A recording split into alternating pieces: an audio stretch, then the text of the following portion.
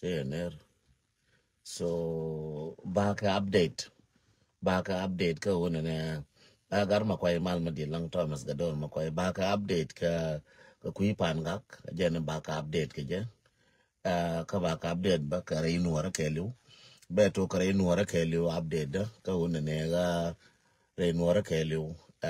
jatin tana ka plan ka wona ne ka plan B na shi plan A da ne chana chate kor ka je tana ka plan B na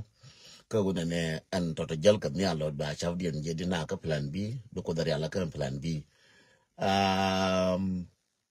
ka jikan go ke wa ka go na ka mobilization lienga je ka tingwar ke da ka tram chino ba nga go ka gara jikan no en ku mo goro go da gara ga ja da ka ko ka rodien goro go ku me da ga ja da ka ko ka rodien nyapot kong mal ma di long mal ma ga nya kong mal ma di long mal ma ga chiner ka rol buin na ka Ethiopia tut rik mal ma ga long ka kairo jen wona ne goro dara gaja dara ka kwal kele mbalar yeno first rejikan goro mu ku gaja kam na kien de gaja daga nyin karodien no te la de tin kume ne lar ka je lienga je ka gan yakier da man re gar kwal ka ne lol gar kwal ka ne kien konte ka kel ka yorol de kon ja je kan da ka plan ko ne da gaja daga yiyo karodien da kula ti gwama ma yel ka nuara ka jetarian ko gwantar chana jadi na fai wo jang chatil gwama gorga wo bina kula ta kam na kin buina kula ta ko shigaja shika bila wa ma ba logo ina koro meken ba go ina pankien gorka wo gaja ba ka kol bigaja ba go ina pankien kan ga nya kier mi ler kan enta di ma lol kan da ma na roi lar kan ba gaja ki busy kan bigaja nyi fudu lekien tilo gwa bigaja la lo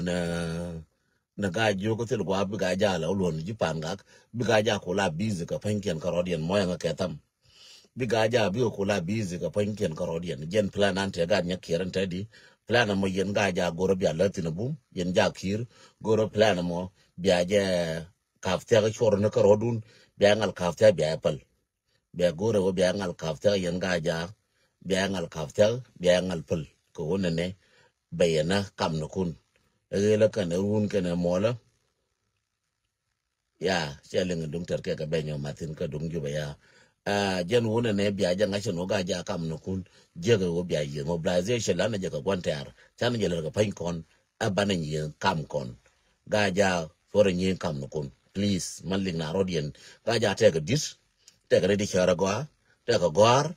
te ka lat te ka ne di chara gwa ka ga ja ti char ka future gan ga ja kan ka char ka je go ja kir dara boma di aliza mal maliza lok mal medi long mal ma gwa char ka je ka na ga ja da ka chen gwa di te ka gwar ga ja ka te ka lat ka te ka kwar ka te ka jilwe kulna ka te ka jarola ga ja che dor motot dor medit fora ja ka go bada aga nya kier ka bada terne te kon go na go bi ga ja na ka rodien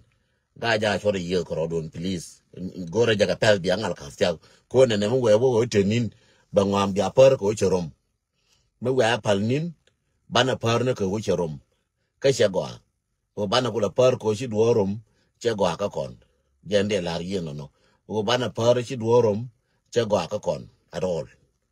bana kula ni dan me aka tia dan de na ko te ka sor de yalla ka dan no chagwa ko na dor bana jangal ka tia mo yana malume jengan ma chela dor malume tum da tara go rum biya waje run ba to run ko ka na to gwara bana ja kafta yen ga ja ka fa jeta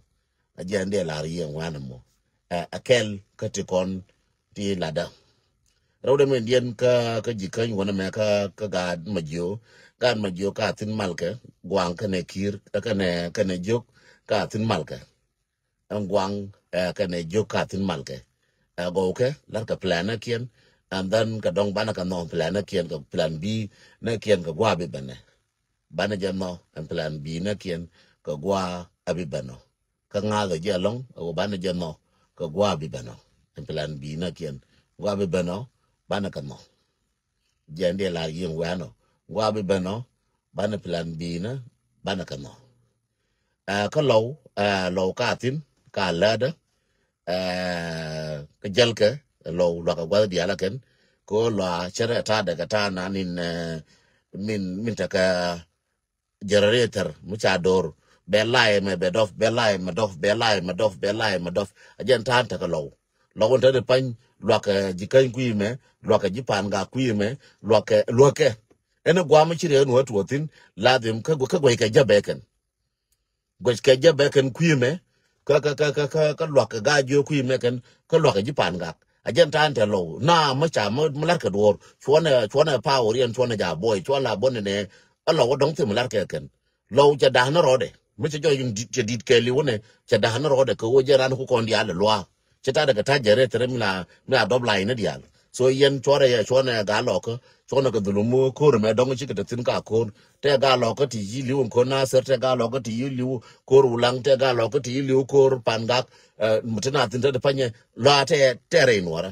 a generator so al ne je generator na nin ku line ko dia la dob is a good ko generator maka line maka generator maka dor chi line chi ka da so agway na ngway na je ngana no mi lara yetin en wona ne ga gad mana kon ka lada lo kanala kan ga war chika te wan ka wan ma galong bana ga war ba bana ka la ta lo ai ko cha rian wan ta ka wan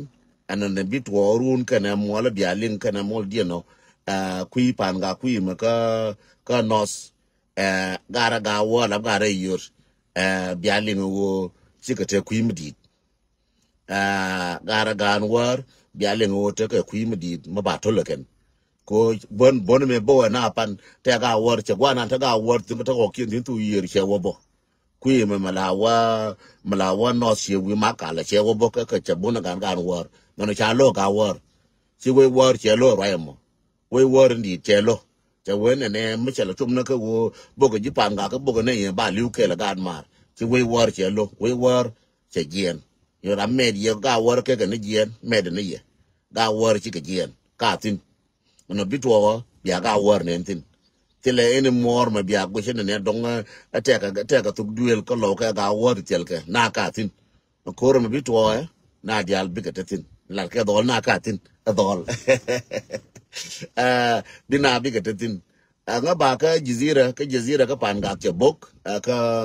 ka nyo pan ga che bok warun ka che bok an tiana ja na bo da pa la we ba jin ka ole la ki la ba de ka ba ka belin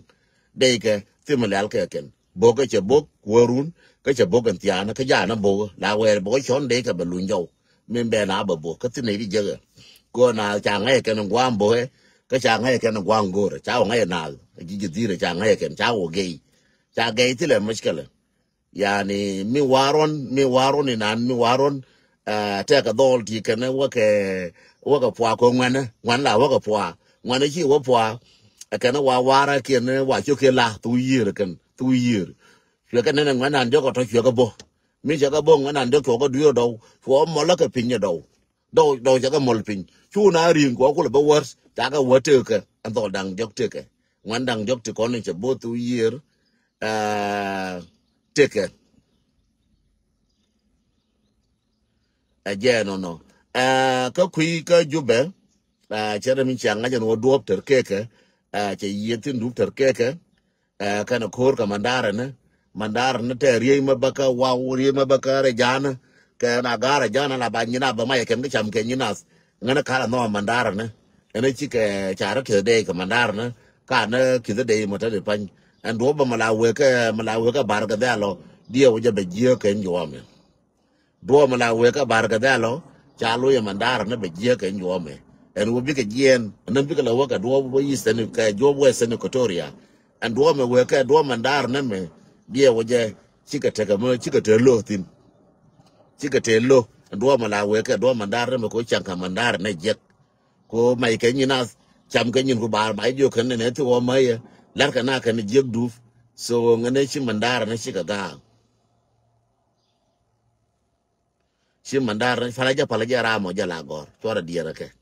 kala gor balo jen cham bango ba pelaken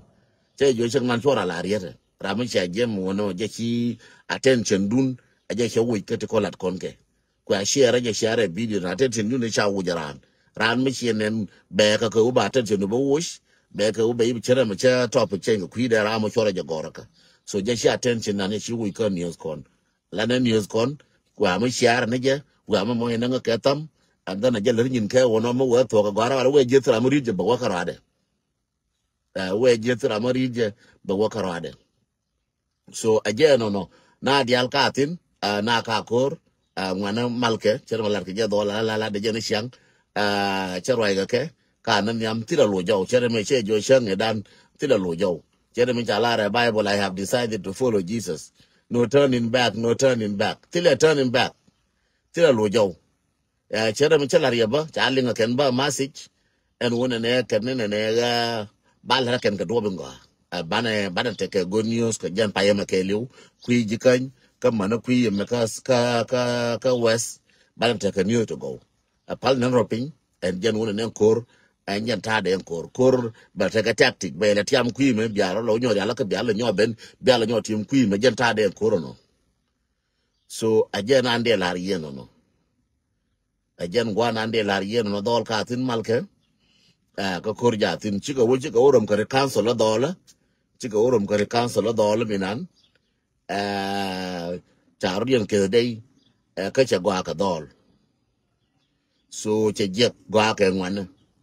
so chabila ne je wo ta ka woni ka cha ba mem chika orom kare council yen ka ne de ka ben ne chika orom ka dol ko dol ba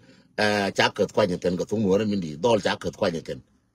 dol ka ba kwa ina ka chi wona ka wo jaw ba kwa ina ka nyam ka dol ka ba ka kwa nyen so jenande la yen wan ba la yen news ko wona ne dol ba ka kwanya ken shika dier ka mi to pan ga ko ngas ka je won to pan ga cherem cha lar ma sin nan ke video ken ne tele kor mi amateur ga nyal ma yu kwa na win ko la ter yen camping cha gon mi da la bo ka na ba na bo ba ngulel ngude kor che win ra mo bona bona ka nyal che nyen ba wi de kor ram la me ye kor ba win ke jo nyal cha da ma to tele kor mi amar wen ke jo kor wen ja ka pin mi na ko la jo ka pin ne jen kor akin bona na mo che nya la wen ga kor tele kor ma ba mar wen tele kor ba mar wen ken ke de ka bona nas ngoda go kon kor nyen kor ma cha gwa ma cha to binata tin tele kor mi amar wen ga nyal chang bo ke lal ka ngo ken ngode ajen no rawda mi de dien wo chere ma che jona ne ngan ba move ba kan cher ma che larie chen ka ngai invite na ba wo go na tan wora tin bala wo nyur ga ke bala mo ga ke ba was ko la wo char ke what is the next step ko na badan lel ka international move mi la shala je international move wo che mu bitre dan ko dan mu ban lel ko ndial bana move ko ndial ga terkel bana wo ga terkel ko ndial man jana su go na wo content so at this time Rabi bene move in second kasha bu ko long social media second move bala wala gwa ya china nyuti no majira mugoro biga beling and second move in an be move kana mugoro biga beling gwa bala wa gulo be wo queen yana man nyure dan dite je to kene dan wan ya nga chola kan cha nyur ko naka to e wona nyuna ka rasran nyuna lor ba be queen ke wo the next move jenen ko ram no je che kan indial ba no ken ne ga bia nyone che kan indial but ene joka instead but ene ngwan ka instead but ene bar lim no balim bangwan bina ko kabar cha alian ka na dial ga chenkel na dial de gwe kana da ngan tie mo bolonga no tim walatin ko ngwan ta da la ne ta ko ngut ka kume ka ta ko ngut wijen ka tioken ka ta ko ngut wijen na ka me chi to na ka 30 years ago ka 20 years ago and to check and ba long na kara mi nan ti korwi de chi be longa be wijen ala be la ra je be wi ni ti korwi de bawa go bawa nyuti no Mawawa, Chairman Chelar Bawa from state to state, Balawa Nur can have Jato, Nakanur, or Amtloja Kenur, by Nur Conaja Mong, Bengal Army Minguia, Bell Arminguia, Bengal Arminguia, Bell Arminguia, and then Belling, Bengaling, and then by Chuka Point, okay, Mindele, Coach idea Ramkel. A Kora Macha Koram Kel, Chagora idea Ramkel, Machara Ramkel, Rada de Kulel, Nelene, Yadir Quinpin, dear Quanpinwa. But Quindia let again Memorial. Dirga ji kwan pinyo ngwa ba melel ka ba melel bana melel bana meje bana melel gwa adin kwala le ne second move wodi move jole dan wona ne bana gwanter bana jade ne fay gwanter bana jangash chala arabok kora and wona ne michi gwanter michi ngash ya de ne fay is easy and wona ne biya win kor akela no rawde min de dien broko be ade ne fay lab jinna biro ko betie jina nga jana sta mbana wotin jina nga duwanga na nganuar ka ngu metekeji min take ji lungu kamin tel ka ji lungu. That's a question about ko tiran ko ndial so wo tana ka mena yes right no lakin baro beti en wonne ajin nga nganuar ngumu take ji ka ngumu tel ka ji ko rewati bum ka la ngumu take ji ka ngumu tel ka ji bi min anin tel ka ji biya gor biya de ne fa min mu ja wo kor min an tel ka ji kor ka do bin an de gor je ka do bin de banaje ba de fa bin anyur. And then bana stab nyo kana bana bo goroke ka wana ku jien no bana la nakel chaka blar ken dial kel ko ngod dial ko ri kon chara ka bitu ke shankel ba ka lar kel kel so bana je ba de na fai cha gwa chana gwan tariana jangas gwan tarana jang chana jangas chana gwan taran ngas ajang chana jangas chana go ko chana gwan taran chana jangas. The next step ngumo te kon ka ngumo te la ka kon. Thank you. Ngumo tela ka kon, ka ngumo te kon. Ka bana jela di. Che goro den karo ade, che business. Che goro den karo ade. Gore ji, gore charu, gore mi do mi ba le neje, bana ga kwenkel, bana ko lam nyam bana kwish. Ko jenen. Mwana budna la neje. Jenen da ba bere to ka man gwa ta ba wutin do wada bulade jenen. La ro ala kolor bi nyi kon nyi ne kon ka resource. Kon nyi kon ka resource kon. Eke na ka kon. Resource kon ake na kon bara je nyoko turn and wo resource kon ba kon te nyanga lienga go yen war lienga je re balari me resource kon ala kwa kon ake na kon ke kwa kon na kon Uganda bogo kon me bogo pan ka panye bogo na ser bogo ni bogo kon ke kwa kon ke na kon and third me bana nyoko turn and bana reverse kwa kon ba kon te bana kuleli kwa konti ba konti ken mushabi na kon ken ajen ngor nyur ko kon kwa kon ta kon na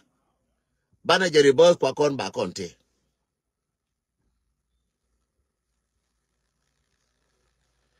aje kaya tara mchi gornga mayom mete mchi tuotin tara mchi gornga ku ibintio meti ka mti motod mangi tin bi gorno mo ndan bela na ke na wala mo to ko rai bi la ngan dan mo gwaje run ke yo na wale nyom matin agende larieno no kwa kon naka kon from 2013 kwa kon naka kon mechana nyin ka jalaf kwa kon naka kon ka jalaf ko me gor ke jalaf gor na kon ka kon ka sos e kodi dan ke lewo jalaf gor ne kon ro kon da cham kon la kon da ke cham e ke naka kon ne jalaba and then cha kon bonyo na jang ke ne di se ko ken kwa anta de panchi ko bana ko won kwa pankien ban le teka ke bana ke rir badalo bi kala nyin les bi kala nyin teka Quran kulan kama chi control kulan kama chi control bi ko lu gwi odar yeri di jam gwa di changa na ran min yen ka war mi yem pe me bai bi de kwi me mi chi kwi me bai bi to tara mi te bi to buba mana wo ja ba o yani chide wu kam no kwikel ni ka je beje ka ni ka je kwi beje ka ni ka je abie ja ka wo be no ntedu ko ni gur ko na pan gur ko na wo bati dan yolo ka no jang ka ne Uganda ka sim bana jetin wante me bay bar ye kwi me ko me ko ndal bana nyul bana wai bana wa gar an ne u je ne re dan ko re dan me balariya manaka na kon ne ka 1950 wo ma changa wala me edun kwan o dorante kwan ko da rumute kwan na gaji muna nan daga West Africa me gara me da ne she gor gara da ne na ka sinkara me she gor ba dori ne ba kwan ke ba ka shama ken tuona kana ne kien chuodor nyoka lut chuodor nyoka nanga jen ko French yewa chyo jo ran jina angara me chala sinkara me te kwar mo ka kan ler ne dor che wen ne gara me jen mo lo de yena di la kwar ko ba kwa ko ba kwa til gara mo Shia gara mo ke yo, shia gara mo ke de na, shia gara mo man me cha gara na. Ye mo ke plan ma ba na gara ba. So the same thing until the man French me gara ma nyo ba dol to me ibena. Shia ba nyo ko joji ne ga kwa ko ba ke len ne. Shia American ba wore jo American me gara mo wore na ne jake. Ta ka plan ta fa ba gara mo na ke kwa ke. Na ke je ko kwende. Ke wo anda bi nan te ke ji doru en wuchie kan Frenyo. bia kam fereñ ba ko ko fereñ bia ko be nyoko mana gas nan tagaji ti kon di al tagaji kam ne ka fereñ ko bi fereñ ko le tu en ti du jin che do ti gara ko le waye ta go rayo the same thing ko kon the same thing ko Congo menala Congo te ko dung dai man kana kem ko lan ko la bom na de nga ta fa je no je Congo and chemical weapon malapo ke na no ga je Congo de nga ke Congo je non changa ne te ko run yal ko kwala kwal ko jin bai ko bai ki busy ba ko akule sham aje lar ke jang ko kon ki busy ko nuara be kon ki busy bo kon bar no chang le ngu be ko kon kula nang en jang be kon kula nyo bo na ke ko dorian to ngami ko tile motetin be kon kula la ko wodi ko kon ki busy ko no kon and that way but the low ball no kon ke run ti bale le nyoga rier be te no kon si be liu no kon be te no kon ba ne ri tan be ya ka gar mi ko na gwan gar mi ko na gwan mi ko chi mandien ala man jeng te ga chwa mo ni ne materin chwa mo do mo ga ne chwa mo do mo di mo ta grin xie man gan che chwa che kun kan tan nan en tie ga gwan ye kun ti ni ka mo cha kun ti ni gwan di de banang chwa an ta grin che kun nyam de jeng gwan di che kun nyam de mo ye kun nyam de en tan no en chwa di na no chi ga de gwi ga gwan di ga ra mi cha me en do re me be chwa te ring me be cham de pa nyang gwan di de gwe ge no ga de che tini hina che wil che kwan jo gori na o me yu ku nyon o me yu ku nyon chere cha rir o chere cha rir chere be chong ne wona me ne ye cha nan bu de kane ta jo gwana kun ne pin ta jo ga da ko o me chere ko le nyor yer me ri chere go ye ri chere nyo lu ne bu de me wala o chere cha rir chere cha nyor si mane me che bu ne bu de me wala la bo cha jo ko di chwa de ri ko di nyo ga ri che bo nyo ri ne bu de me wala ge tin ko le do te gwa mo to tin ene do te gwa mo thank you ga look thank you ene do te gwa mo to tin ene do te gwa mo to tin me ki tu ko do ngash a jere do lakin tu ko do ngai ne je wo akwan kana wo janga jena yena ba tu yen war ba kwan kula cham nasar nan te kwan de bom ka nasar ka nasar tiyo kana baliya da mushi kutaka baliya do ko ngai de nasar point te kwan ba cham kana kwan nasar ambuda na baga ka tu yer ba tak ba nan ken jang an cha rol bui ne ben ba tak ba cham ken jang ba cham che mi cham ken numli ko numli na na joy ke jika tin ken jang mu kwa tak le cham ken tak na ne no kana buda na cham ko je ka numli ken jang de cham ka je ken so ena gwam te kwan akan de nyura kan tin adala dunien so ran kui mene nyura kan ka bodo rang mera bela benwa ka chumal bodo to yer nan me bangwa na ka kosi cham ka jeken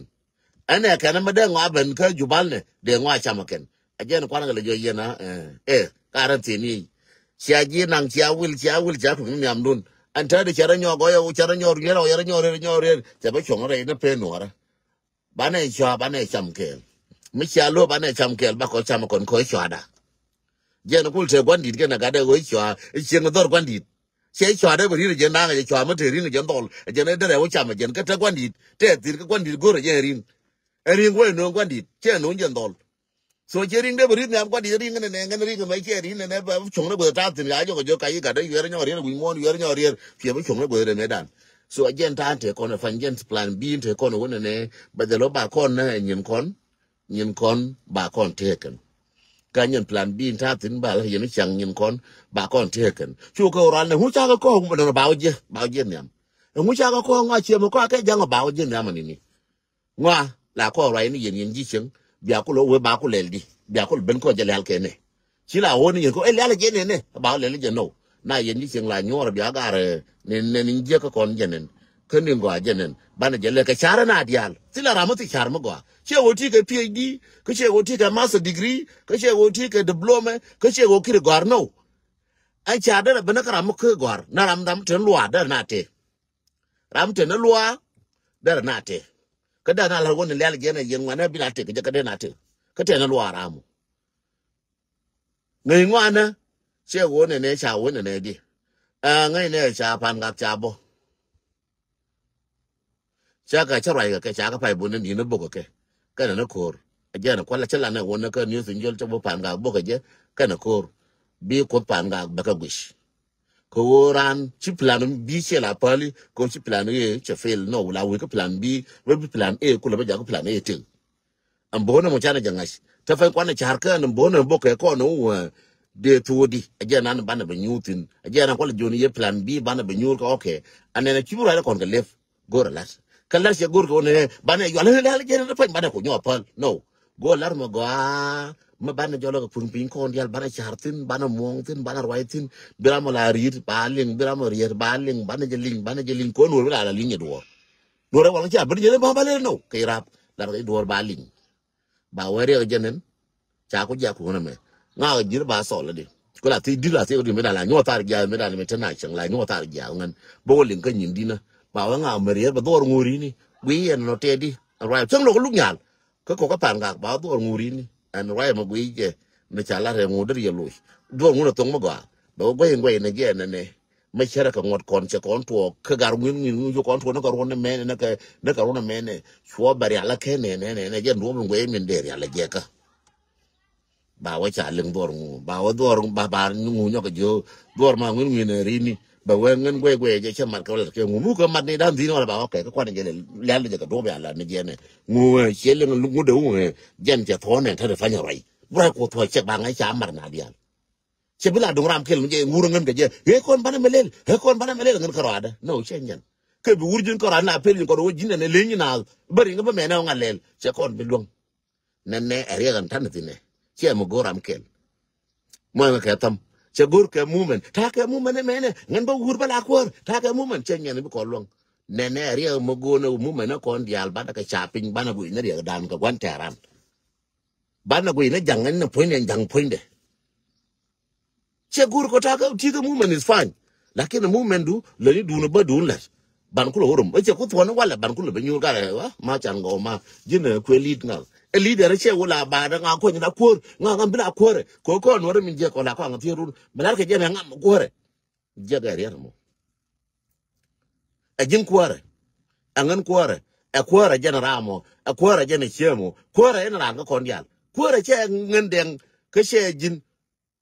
an den dong wala me do la runga dong den cha da nen nin ke nyin ko di do la ji runga dong cha da nen nin ke nyin ko kuar che wo angam bla kuar adi e ka konde wona ngutin dol che no nguchen no la ne wo area jenen bari alla ke di re bo na ka nasir re bo na ka pangak re bo na ne bo ko la run ka mo ko chup ko jilla ka chup ko binti wo bana je lele di cha ta na bi lo nyoko chop se ka dung telephone me cha ngai ke cha na len ke jinasir en wo cho cha ba ka cho pal la de chaba ka kwala kete ni ya mo ka telephone radian to kwala nyo ka kono go me ne kana ta go mba na ku lebo me chane learn ndu nasir ntade me nje ni ci go ka jipanga jipa da pan wana cha kwa kien ngi be bo ne kwa ne dor lora ngwana cha kwa kien ngi ko gwa nda bo ka ngwana til telephone yor ka nju bala ka ka telephone gar mi jibu yor ka nju bala telephone ba ga telephone yen cha ngi ta na woni cha ngai ken ji ju benwar ti kon gor ga me ka kana cha ngai ta na woni cha bo ne cha ko cha kwa na ngai ken cha kwa do le cha ngai ken ko de do lo kon go me ne cha chu go me no cha pa la no chi na len ka dwor mi chi tuo ka gan man te chi tuo nin te kon chi ka len tin ga ra kwan ga cha communication ji ju ba cha ngo amana communication ga jira la yor ga ni ji ka ken ba jo ngu kon tin jo na ko na mal ko cha to ne ngene ke da fan kwe wo ke ne woni kwe da fan mem ta ka re ro la ke ne woni kwe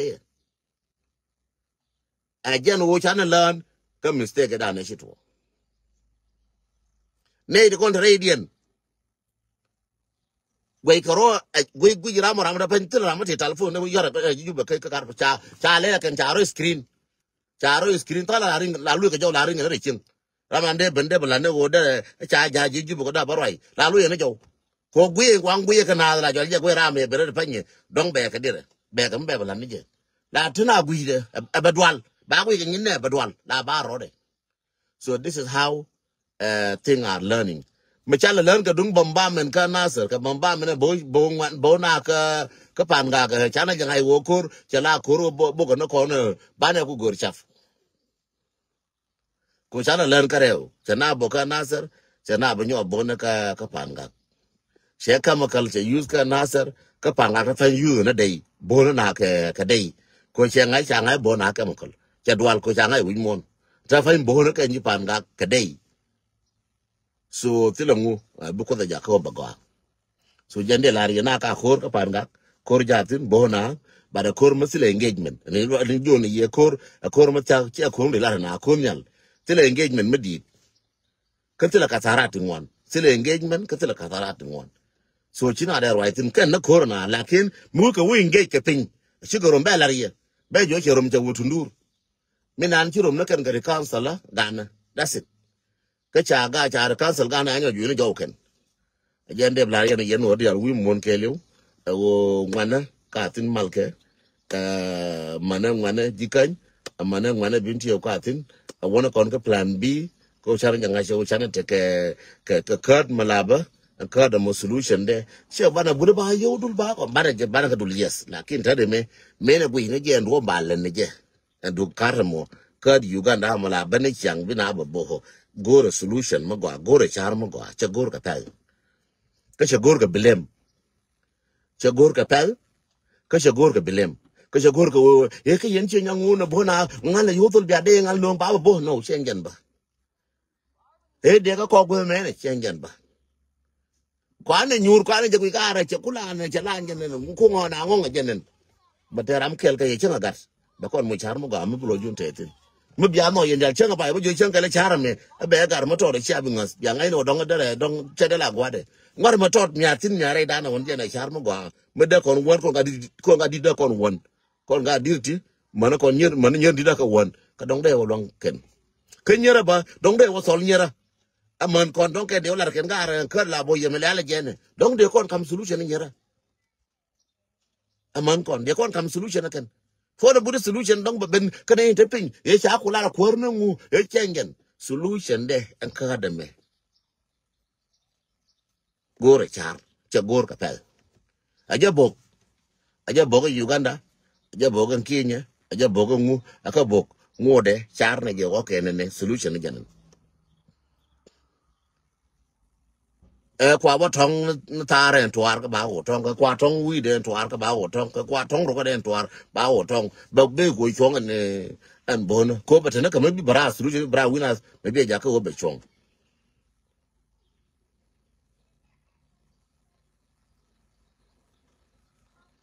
ajan de lar yen no ngai je sam sebe ngai de ngai ka lakin amai ke la jibum ne je ka do ka jibum no ba no ni ka a mushkil na makara nyur go ke la kara do nun chara go sam sebe te everywhere de ko de changwa kam ne ko ngo de kap changwa kam ne ke libya de kap te go de kap tin che go tel ga ne je sam sebe nan de bo je chi te le gen e o kana nyur go ke kana mat ke won ne ba no ngodi ka ba le di o kana mat kana nyur go ke ne ba le di je si bum ne wo ne je ne ba o je woni bum ne wo ma kana ne nyur go kel kana charan kun go kel ka je wa no go me ajen bum ne jen si bum ne ti alti min bum ne jen ga kon ajen no kwer ke leadership ko nga tong me leadership mo che do ka nga de la ko leadership la kwir na tene e ta ga mum e be lo nga ba ma lel e mu yang len de ma ku lel to ka roi na kan ya leadership no action ka wo jen na re ba ne le de charitin damar ka nyimar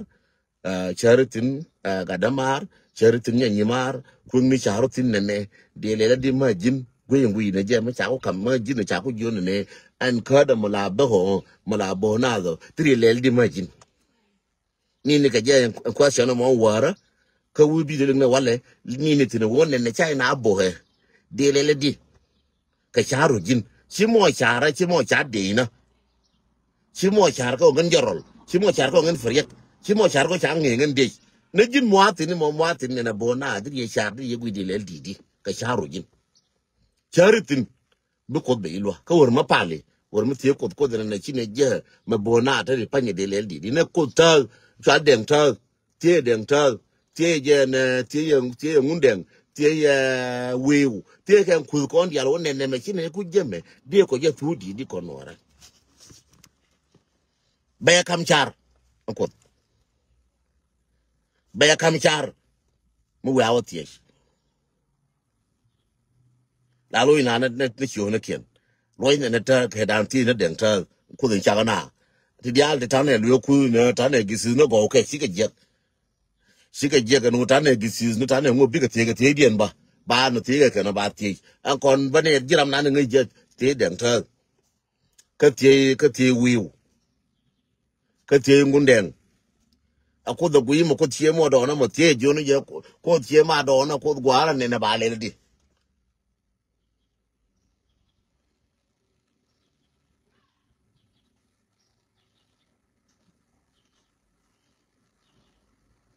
jande la rie no nene ke lar ko pai gor che mo gor plan B mo te ko ne plan B mo gor no ko ndi al che gor am kel ka she go na wa char ka she gor ko leadership ko ne to mi leadership chang jira mu chere ke jana wo leadership ba kam nga ngam de la ko ba kam che nyana wona tin ta fa na ko re ba sol fadi ba da ko lo ben ka dun ko ara re ma ba na jari ala ka di fo na gu na ko de la ngu e ko de wi ko ngu e ko de kam ngu e ngu dongor no chenyen char na ko re ma ba na re ala ka di re poinde pal ne ku dun ko ara mo ko ba na jera ma che jemo jande la yen wano bi mal ko bete yakel